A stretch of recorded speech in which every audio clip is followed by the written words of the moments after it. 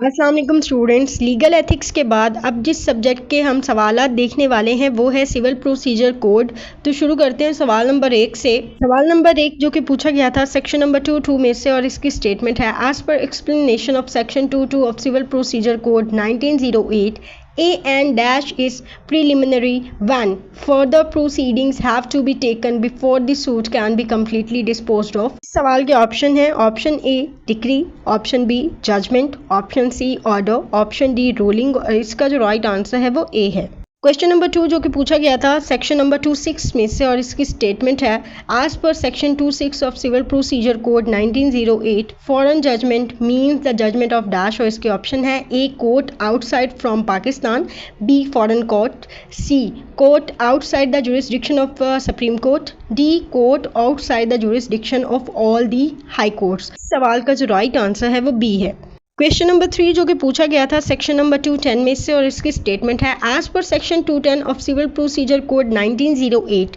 Dash means any person against whom a decree has been passed or an order capable of execution has been made, और इसके option है A decree holder, B judgment debtor, C judgment holder, D respondent, और इसका जो right answer है वो है B. Next question number 4 जो कि पूछा गया था सेक्शन नंबर 215 में से, और इसकी स्टेटमेंट है as per section 215 of civil procedure code 1908 pleader means any person entitled to appear and plead for another in court and includes an advocate, a vakil and an attorney of a dash court, और इसके option है A district, B federal, C high, D supreme, और इसका जो right answer है वो सी है। Fifth question जो कि पूछा गया था सेक्शन नंबर 47(3) में से, और इसकी स्टेटमेंट है as per section 47(3) of civil procedure code 1908 where a dash arises as to whether any person is or is not the representative of a party, such dash shall for the purpose of this section be determined by the court, और इसके option है A doubt, B problem, C query, D question,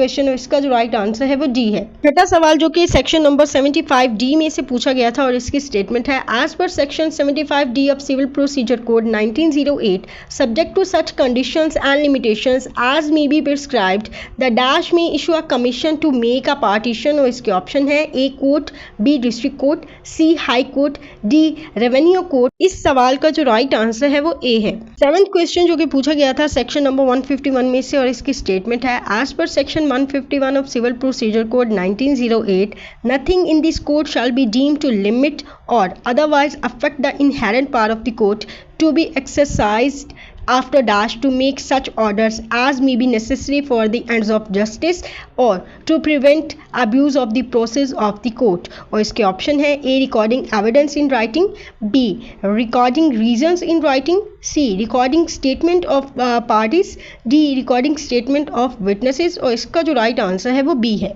आठवां सवाल जो कि पूछा गया था ऑर्डर 1 रूल 5 में से, और इसकी स्टेटमेंट है as per order 1 rule 5 of CPC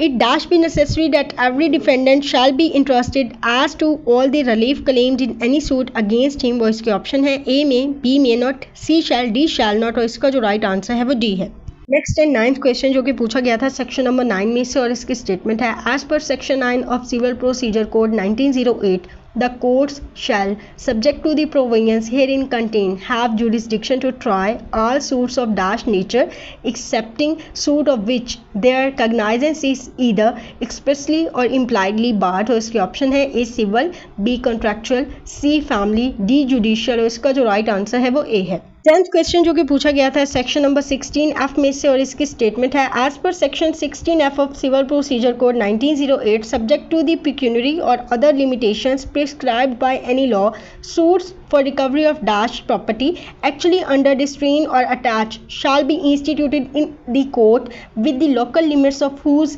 jurisdiction the property is situate। सवाल के ऑप्शन है ए इमूवेबल, बी इंटेलेक्चुअल, सी मूवेबल, डी टेंजिबल, और इसका जो राइट आंसर है वो सी है। अभी तक मैंने आपके साथ 10 सवालात शेयर किए हैं CPC के, और ये जो 10 के 10 सवालात हैं अगर आप पास्ट पेपर उठा के देखें एज इट इज़ या थोड़ी सी रद्दोबदल के साथ सेम टू सेम यही सवालात प्रीवियस पेपर्स में आ चुके हैं, ठीक है। और मैं हमेशा से आपको कहती हूँ कि जब भी आप लॉ गेट की तैयारी करते हैं तो पास्ट पेपर्स को और जो मॉक टेस्ट हैं उनको आप इग्नोर ना करें। अगर आप पास्ट पेपर करते हैं या जो भी मॉक टेस्ट होते हैं जो कि ज़्यादातर पास्ट पेपर से ही क्वेश्चन लेके बनाए जाते हैं, अगर आप उनको अटैम्प्ट कर लेते हैं तो 50 नंबर लेना लॉग 8 में इतनी बड़ी बात नहीं होती। ठीक है, अब हम नेक्स्ट क्वेश्चन देखते हैं और उसके बाद फिर मैं आपको कंक्लूजन बताती हूँ कि कितने परसेंट जो क्वेश्चंस थे इस दफ़ा CPC में प्रीवियस लॉग 8 टेस्ट से आए हुए थे। क्वेश्चन जो कि पूछा गया था ऑर्डर 6 रूल 15(3) में से और इसकी स्टेटमेंट है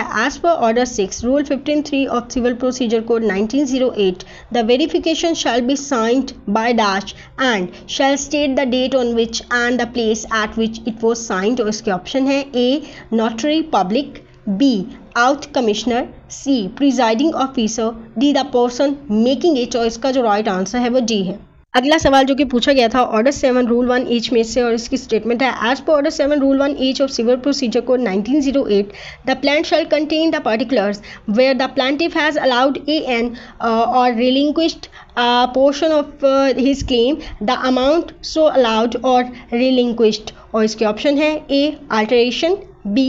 change, C set off, D variation. और इसका जो राइट आंसर है वो सी है। अगला सवाल जो कि पूछा गया था ऑर्डर 8 रूल 7 में से और इसकी स्टेटमेंट है as per order 8 rule 7 of civil procedure code 1908 where the dash relies upon several distinct grounds of defence और set off founded upon separate and distinct facts they shall be stated as far as may be separately and distinctly। और इसके option है A defendant, B legal representative, C parties, D plaintiff. और इसका जो right answer है वो ए है। अगला सवाल जो कि पूछा गया था ऑर्डर 8 रूल 10 में से और इसकी स्टेटमेंट है as per order 8 rule 10 of civil procedure code 1908 where any party from whom a written statement is so required fails to present the same within dash the court may pronounce judgment against him or make such order in relation to the suit as it thinks fit। और इसके option है A 30 days, B 15 days, C 60 days,